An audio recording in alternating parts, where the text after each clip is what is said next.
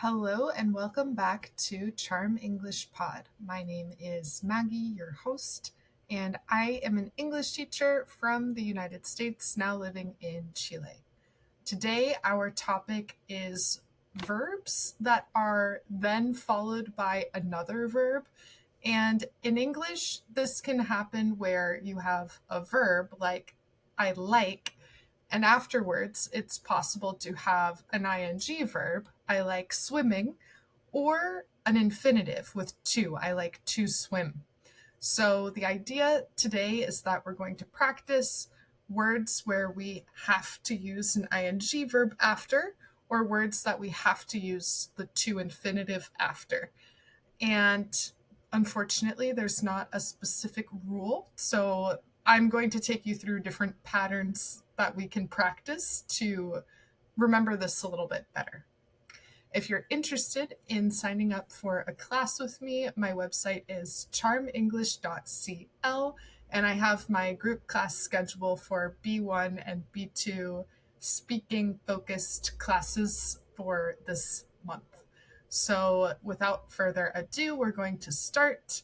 Please comment, like, subscribe if you like this sort of content, and I look forward to making more for you. How are you doing today? Welcome to the live class. And today's topic is words that trigger gerunds and infinitives. So verbs that you put another verb after, and in some cases that will be ing verb, and in other cases it will be an infinitive with the word to. I should find a catchier name for this. Verbs that trigger gerunds and infinitives. Hello from Iran. This past week, I posted on my Instagram story that I burned my rice, and I had a lot of people from Iran message me that they eat burnt rice. It's like a specific dish. I think it's like tahig or something like that. Tahig. And it actually looks really delicious, like crispy rice, and the rest is kind of like fluffy-ish. But I think that the way that the dish is supposed to be looks a lot more delicious than what I had, because the Iranian version is like a nice crispy crust and the rest is soft. Mine was just like a dry rock all the way through. So if I make that Iranian rice dish, I will need to use the proper technique. Okay, so the topic today is words that are followed by a gerund or infinitive. So in English, we use the ing verbs in a lot of situations, many more than any of your native languages, I am sure. So one situation when we use ing verbs is after specific verbs. If we have another verb after it, we have to use an ing verb. So, for example, after the verb avoid, if you want to avoid doing an action, we always use the ing verb. With some of them, like a small number of them, like love and hate, we can use both a gerund or an infinitive. For that reason, I like reading, I like to read. Both of those are perfect. But with some other words, we can only use one or the other. So of course, in English, there's no specific rule, but I've divided these words into different groups so we can practice them. We'll go back and forth. I kind of like that as an idea. So first, we're going to talk about, with ing verbs, degree of liking. So all of these words here are related to how much you like something. You could appreciate something, enjoy something. Mind is typically used in the negative to say that it's not a big deal to you. So if I say, do you mind closing the window? You could say, no, I don't mind closing the window. I'm okay with that, basically. Like, it's not difficult for me. It's not any sort of inconvenience to me. So appreciate, enjoy, resent, and tolerate. The examples I have here are I appreciate working with motivated people. And the ing verb here is not being used in the continuous tense. It's only because after the word appreciate, we use an ing verb to say whatever action it is. He enjoys playing the guitar. She doesn't mind cooking on weekends. They resent being told what to do. I can't tolerate waiting in long lines. So, in order to practice this, I want you to tell me what is something that you like or don't like using any of the verbs here and a gerund. I will say, I appreciate teaching students who are kind and open-minded. I enjoy doing yoga. I don't mind cooking lunch every day because I like to listen to a podcast while I cook, except for when I burn the rice. I enjoy singing. Nice. I enjoy singing. And so something that will really help you kind of think more in English, sound more like you use the logic of English, is using ing verbs not only when you're talking about a continuous situation. I enjoy watching your live lessons. Thank you. I enjoy playing piano. Okay, you took my advice, talking to people. Nice. I enjoy listening to music. So this one, if you say I am reading a book, that's a little bit different because you're thinking of the continuous verb tense. In this case, it's not the continuous verb tense. We're using the ing in a different way. It's basically the non-conjugated verb that comes after a main verb. Someone asked, what does resent mean? Yeah, to have resentment is kind of like to have a grudge. It could be like to be jealous of someone for something, or to feel like you feel angry and you hold on to that feeling. So if when you were younger, your sister always received more things than you, you could say, I resent my sister. Like, I feel upset that she got more than I got. Or if you live with someone and they never take out the trash, you could say, I resent taking out the trash. I feel angry and upset when I do it because it reminds me that this person never helps me. So that's the feeling of resentment. It's the feeling of being upset because you feel unheard, like no one's helping you, and holding on to that. I resent getting scolded by my boss. Yeah, it's like another way to say you don't like something, but it's like an internal anger is resentment. An unexpressed anger. Gerund and infinitive have the same meaning. In most situations, yes, but with these words, it's necessary to use the gerund and not the infinitive.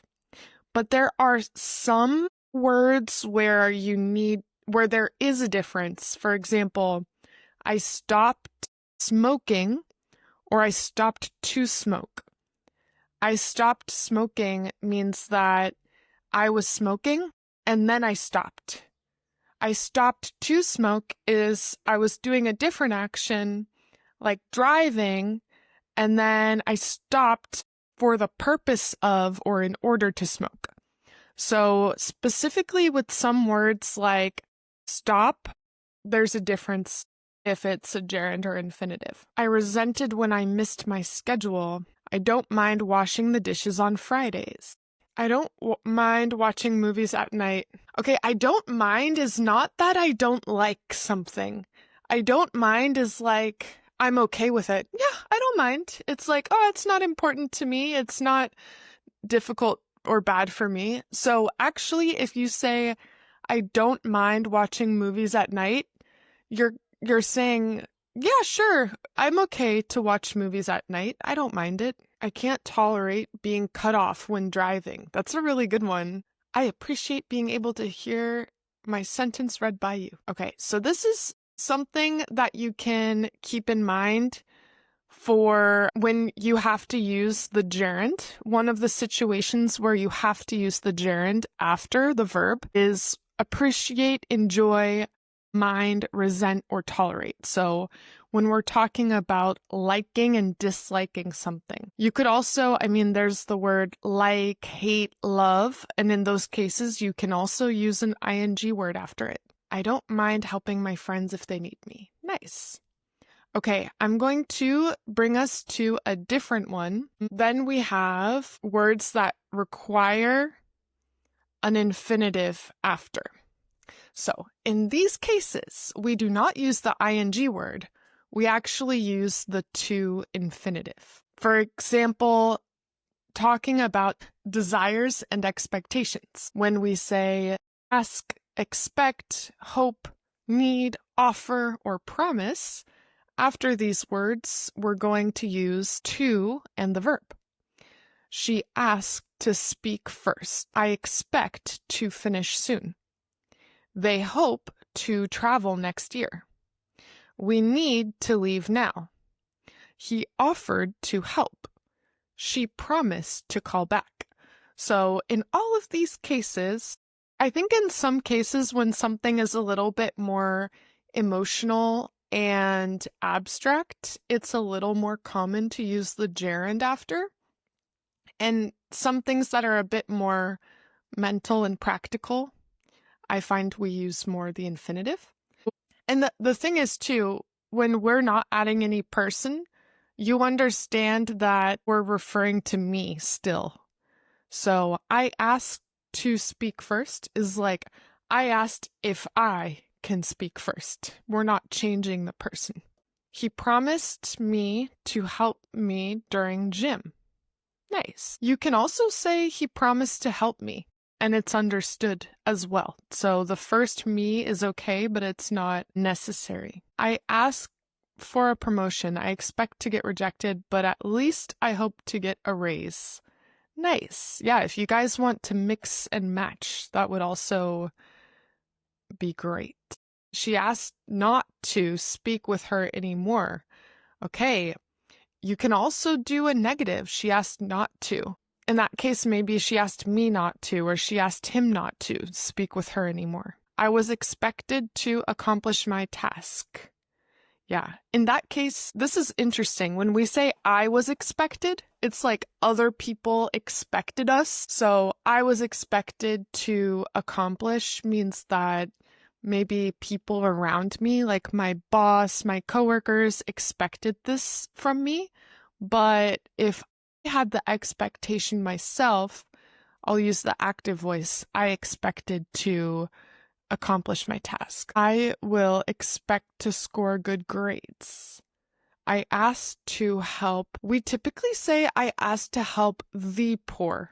So like for the group of people, I need to find a good job. I hope to see you next week. Okay, the same happens in Latin, verbs of thinking or speaking.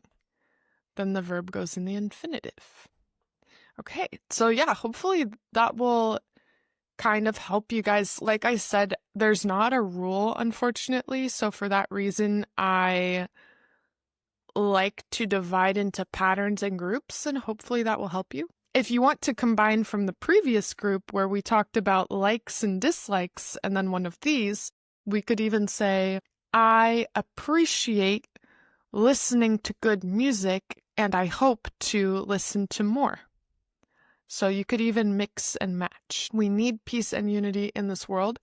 So that's a good point. After some of these words, it's possible to use a noun. And in that case, you don't need to use to. We can just say, I need peace. But when you're adding a verb after need, then we'll use to and the infinitive.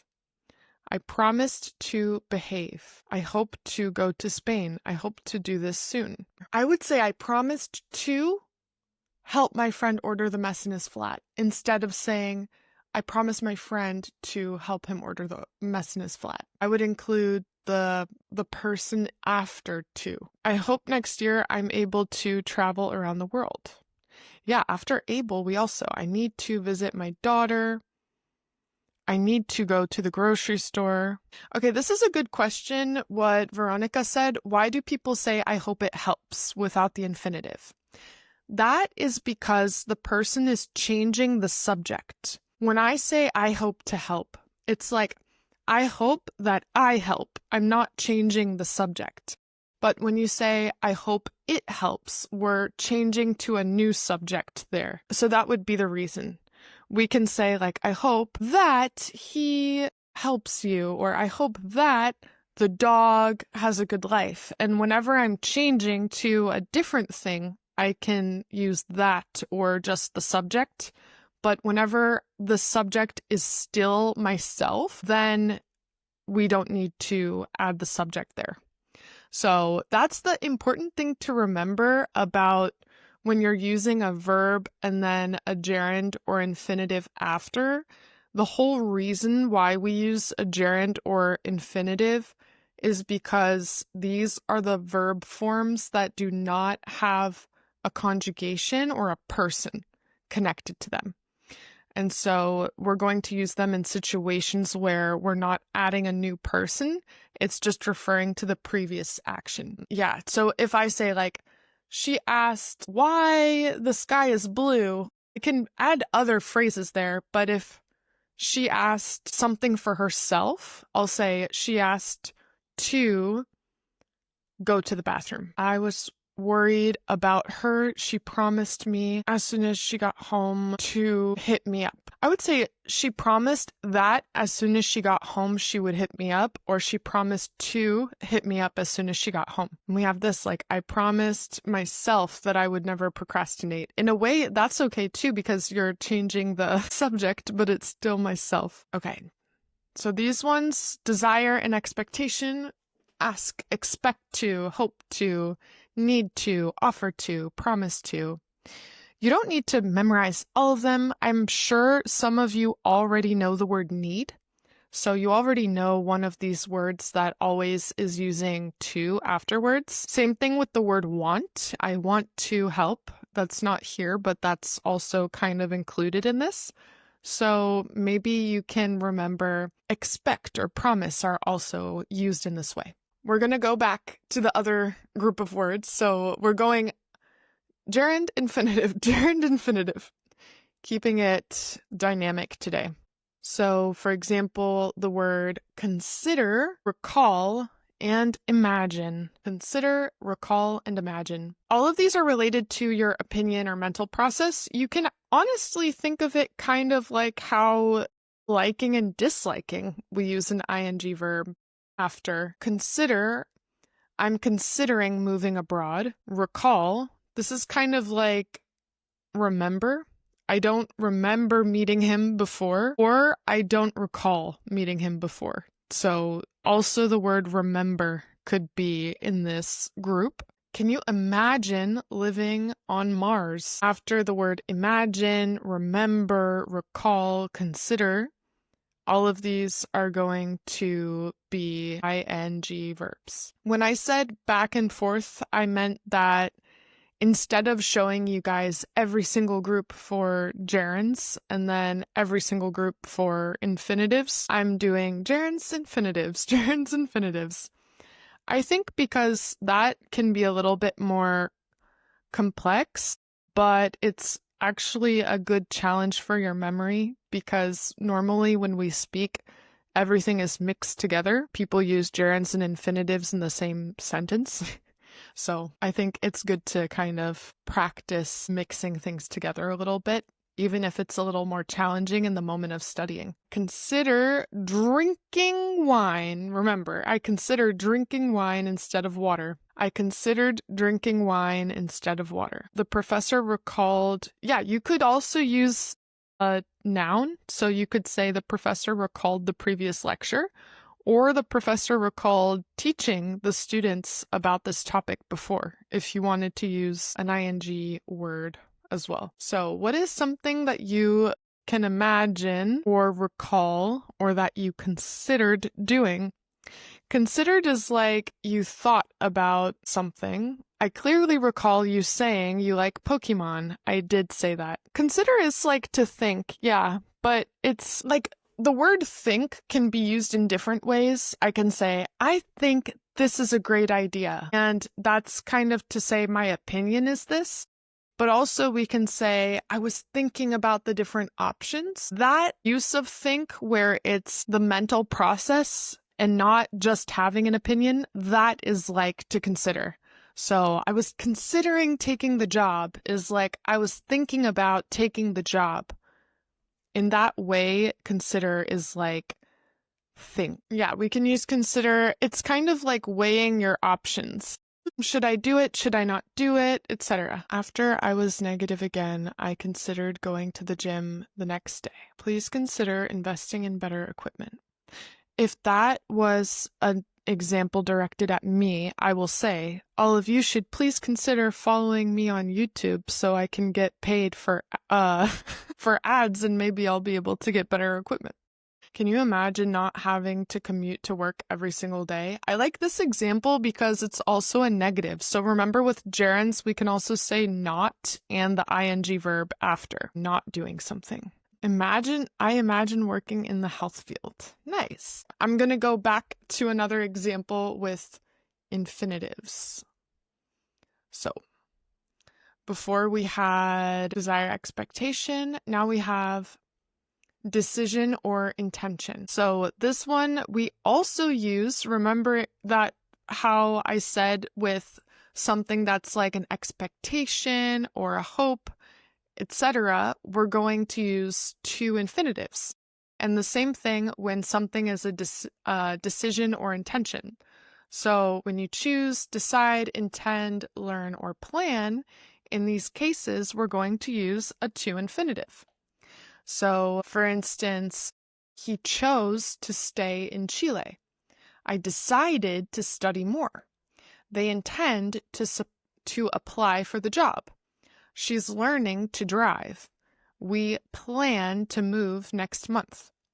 So in all of these cases, we're also going to use a to infinitive after the verb when we're talking about a decision or intention that you have. This group, I think, is one that makes a lot of sense to practice because I plan to, I decide to are very useful words in English. So to intend is to have an intention, or basically it's another way to say to want to do something.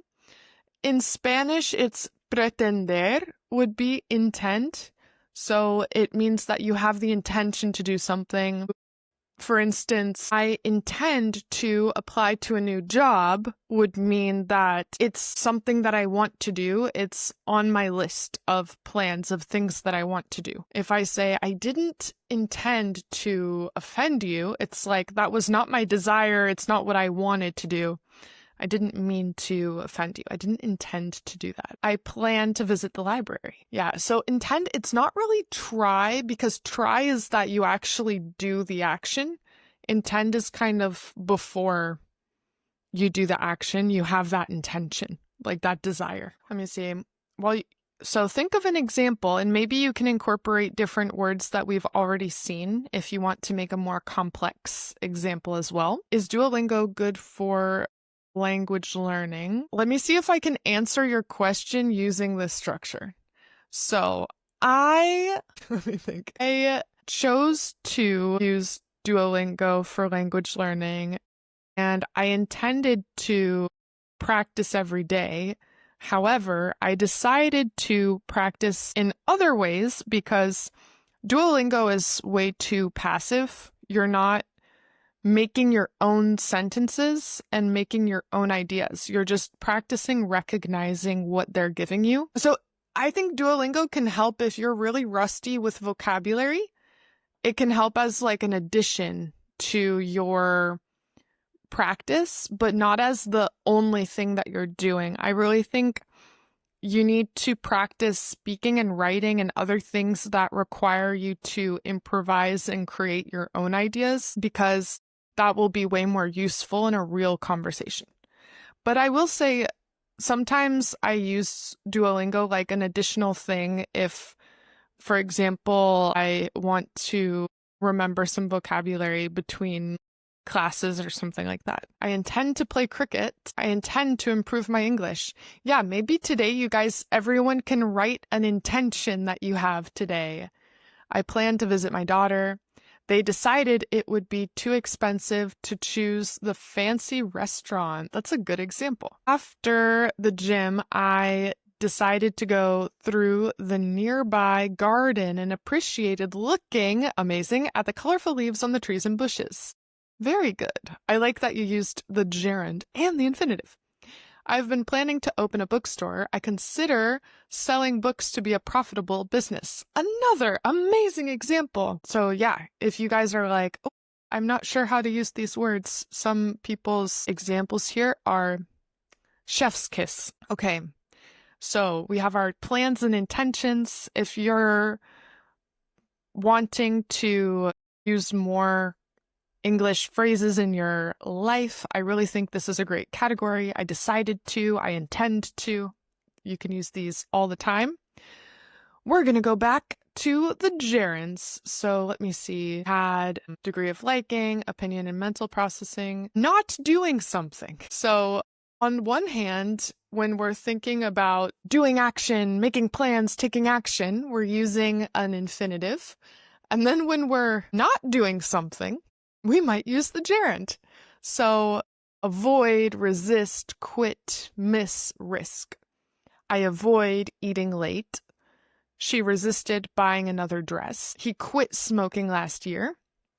I miss seeing my old friends. They risk losing everything. Yeah. Risk, I don't know. Like, of course, these are not rules. These are just categories. So maybe for you, risk would be a different category. But the idea here is all of these are related to maybe not doing something because you miss it or you avoid it or you're doing it and it's a risk. For instance, I intend to be a better person every day. I love that. That's a great intention. I'm considering going to the library because I intend to study more. Very good example. I decided to improve my health. Nice. Hats off to you. Is prefer followed by a gerund or infinitive? So prefer with ing can emphasize the action itself or the enjoyment of it, while prefer to often focuses on the habit or result of the action. So, for example, I prefer staying in to going out. This implies that you enjoy the experience of staying in. Or I prefer to drive during the day whenever we can. This suggests a habit or a preferred outcome. So there's no significant difference, I would say. That's very, very similar. But yeah, both of them can be used. I prefer to drive during the day. I prefer driving. Yeah, so good question. I would say to me, this is a very, very minimal difference, to be honest. I decided to help my friend, but the plan didn't work. I can't avoid making all you feel my wrath. Me neither. Have you seen me on live? I avoid talking as I tend to lose my energy. Nice. I also like that you said I tend to because that's also connected to this topic. We use tend to in the base verb. I miss having my children next to me. I'm sure I feel the same, but not my children, my parents. I always try to resist against my pleasures. Yeah. In the case of resist, it's not necessary to say against. You could say, I always try to resist my pleasures. I resist eating fast food. Choose to download Duolingo, and after a while I decided to uninstall it because I consider it was not meant for me to learn languages. You learn nothing. Yeah, I would say, to me personally, consuming real content is the best way. I always avoid using, remember after the word avoid, we're going to use the ing verb. I always avoid using bad words in public. I avoid overeating, so with no to. I avoid overeating currently because I am overweight now. Nice. I feel like that's a very common adult experience. I intend to visit my grandparents every weekend. I prefer versus I would rather. I was thinking about this recently with prefer versus would rather. And yeah, so for example, if you say, I prefer swimming to running, or I prefer to swim instead of, that's one, yeah, maybe one thing I'm thinking about the construction of the sentence with gerund and infinitive. Maybe it sounds better to say, I prefer swimming to running versus I prefer to swim instead of running, or Like, it would sound weird to say, I prefer to swim to run. Like, it would sound better if you're going to use the connector to after that to first use the gerund also. But yeah, the difference between prefer and would rather, maybe I would rather swim. I would say would rather is going to be used more often in the context where you have a specific situation at hand and not a general habit. So, hey, would you rather go to the beach today or go to the park? I would use more would rather in a specific situation. And then I prefer to go to the beach instead of the park is more in general, that's my preference. There might be situations where they're interchangeable, but I think in general, it's more common to use would rather when it's a specific plan or situation at hand, and prefer when it's a general preference that you have. I resist daily expenses. I quit my last job. Yeah, in that case, you're using nouns instead of verbs. He resisted having another cheeseburger. He'd already had 5. He should resist that cheeseburger.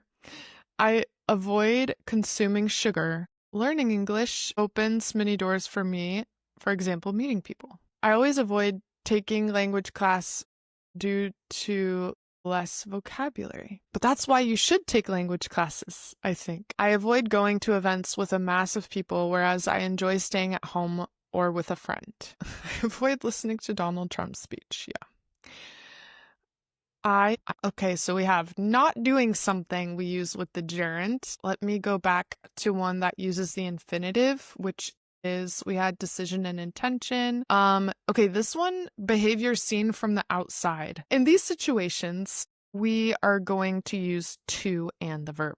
Pretend. So if you're a Spanish speaker, pretend is not the same as pretender. 2 different things. So pretend is fingir. So to pretend is to act like something that's not real or make something up. So he pretended to be asleep or he pretended to sleep. He's not really sleeping. He's actually lying. And he's like, oh, achoo, achoo. Not achoo. That would be a sneeze. How do we do a fake snore? Like, whoo, whoo. So maybe some of you guys, if you have a child, if they are in the car and it's late at night and they don't want to get out of the car, they might pretend to be asleep. Yeah, like faking, exactly. So to fake something.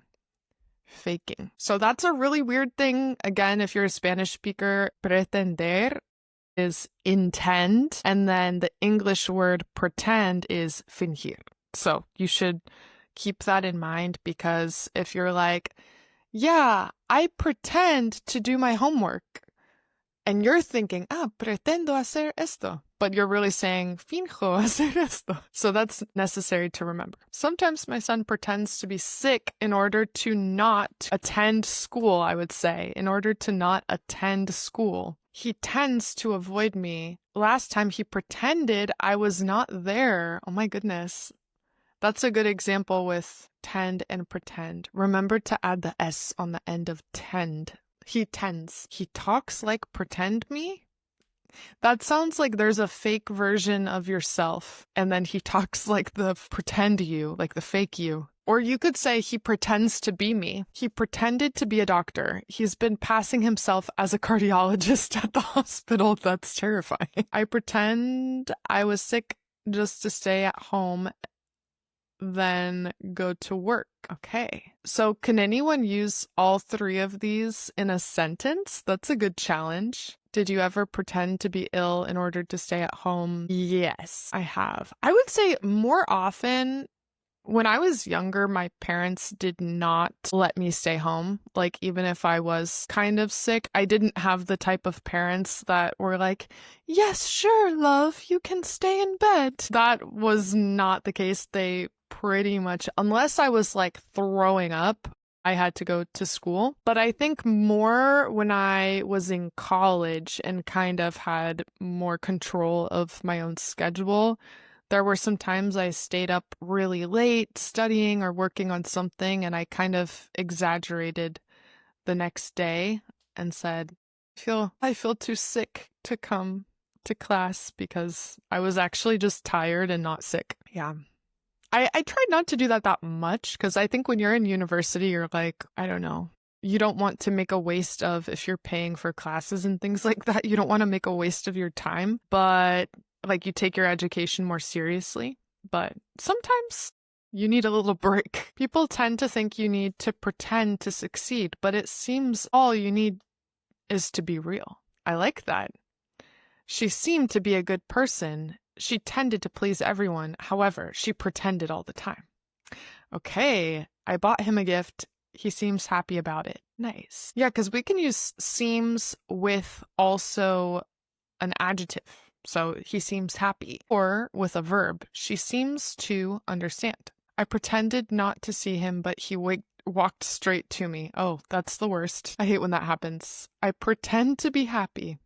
Honestly, fake it till you make it is my favorite expression and one that I've used many times during the class. Let me think if I can use all three in a sentence. I tend to pretend to like her cooking, but it seems to be more difficult every time. What does tend mean? To tend is if you have a tendency, it's like a usual action for you, something that you usually do. So I tend to wake up early is like I usually wake up early. It's an action that I normally do. It's kind of like a habit for me. You have a tendency. Exactly. If you're a Spanish speaker, a lot of people say used to, but for suelo hacer algo, la mejor opción sería I tend to, or I usually, because I used to is related to a habit in the past. So I recommend I tend to do this. All right, we'll do a different category. So we had behavior seen from the outside. How about progress? This is a good one because if you are learning English for work or school reasons, it's very often that you need to talk about progress. For example, to finish something, to postpone something, to keep on doing, to resume doing something, or to practice doing something. So what's interesting to me is that we'll use the infinitive when talking about your plans. I decided to do this. I chose to do this. I plan to do this. I intend to do this. And then when we're talking about the actual progress and that process,